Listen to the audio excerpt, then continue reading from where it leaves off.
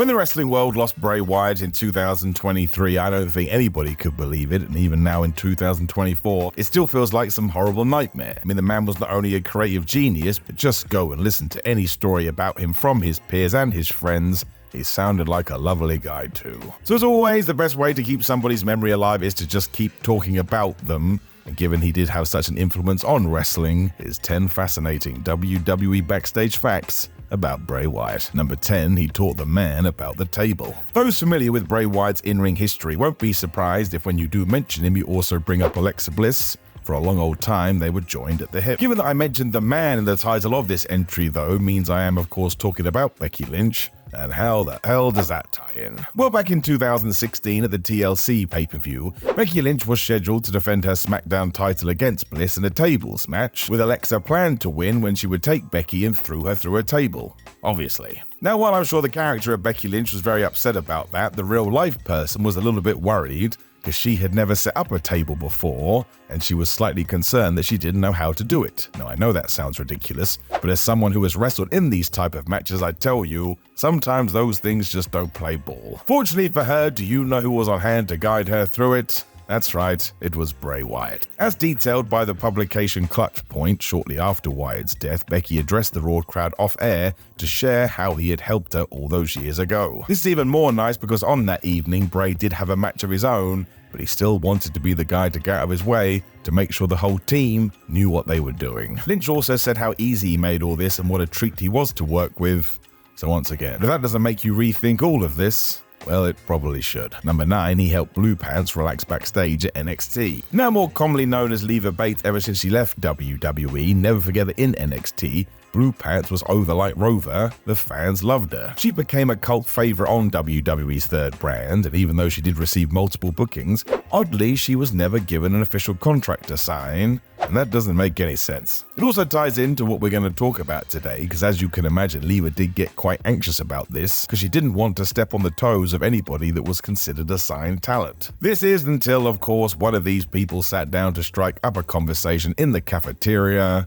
That's right, it was Bray Wyatt. While the conversation itself was nothing to really report on, the fact that he did sit down and do this put Leva Bates at ease, and as she has told time and time again, she never forgot this small act of kindness by Bray. I tell you too, there are hundreds of stories like this as well, which just go to show what Bray Wyatt was like away from the screen. Because really what happened here is that he was a main event guy, and he went out of his way to make sure an unsigned wrestler felt more comfortable, and even if he hadn't have done that, I don't think anybody would have even noticed. It's the fact that he did, the man was something special. Number 8, he helped soothe the TNA champion's nerves. So this is another one of these tales, and of all people, it comes from the former Impact World Champion Josh Alexander.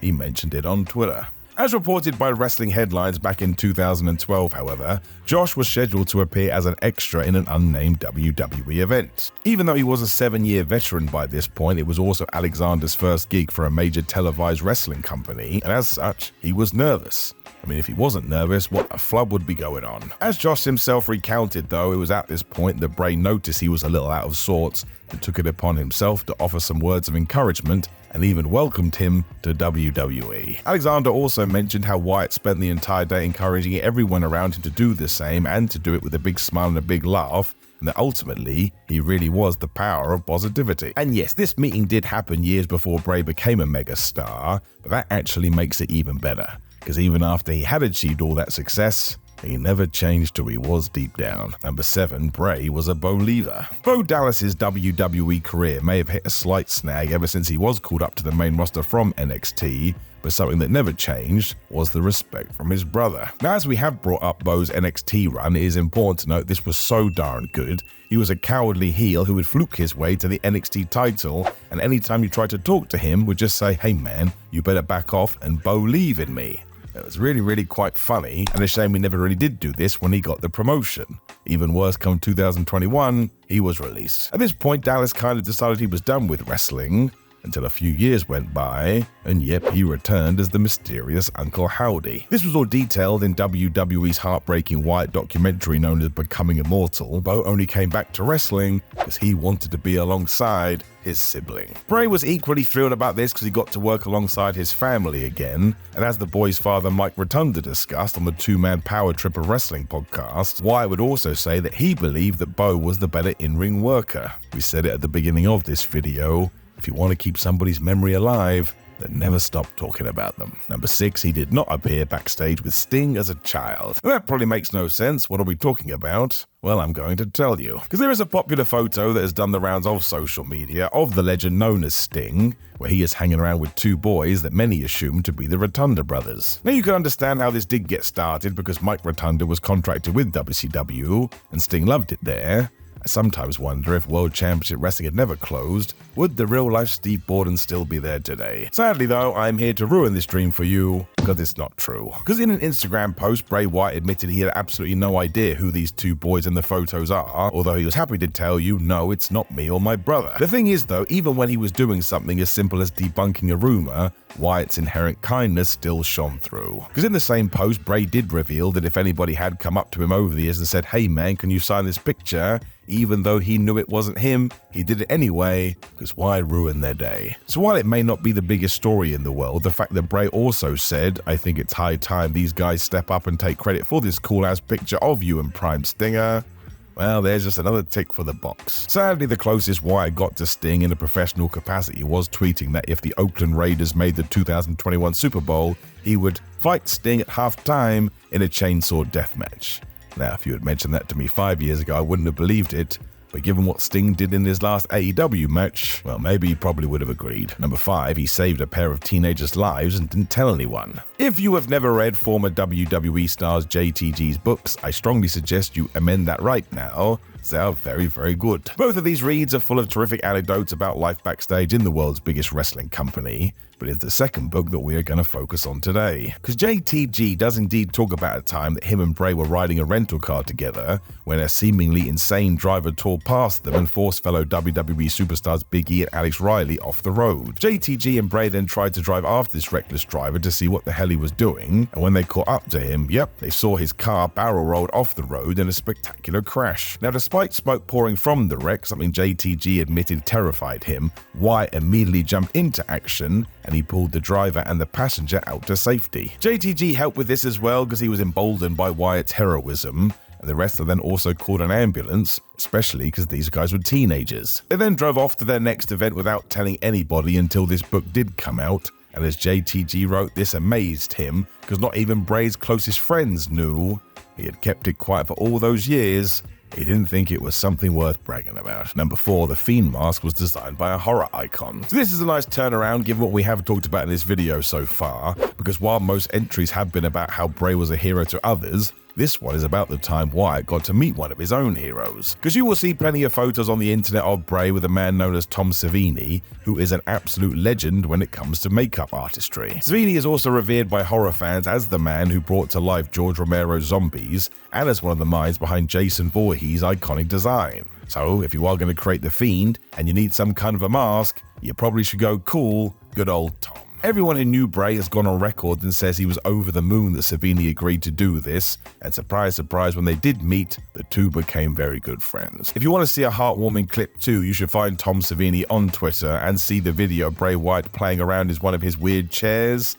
He looks like a kid again, but once again, given what was going to happen after this, probably once again will break your heart. Number 3, he didn't start out as a promo guy. When one thinks of Bray Wyatt, I would imagine the first wrestling skill you would give him is that he was pretty darn good when you put a microphone in his hand. Even when you didn't understand entirely what he was saying, he still captivated you. And I tell you this, I don't think there will ever be another guy like him. As such, this led people to believe that Bray was a natural gifted orator, but actually, if we go to a Drew McIntyre story, I'm not sure that was entirely true. Because as reported by Comic Book, Drew McIntyre recalled a story back down in FCW when Bray was teamed with another wrestler named Vic Adams. If you're into goofy wrestling like I am, you're gonna love this too, because their gimmick was that they ran a detective agency. No surprise, surprise, it's never made it to the main roster even though it should, but as McIntyre recalled, These pair were terrible on the mic. They didn't really know what they were doing. They also had a terrible sign-off line as well, although I think it's brilliant because they would look at the camera and both say,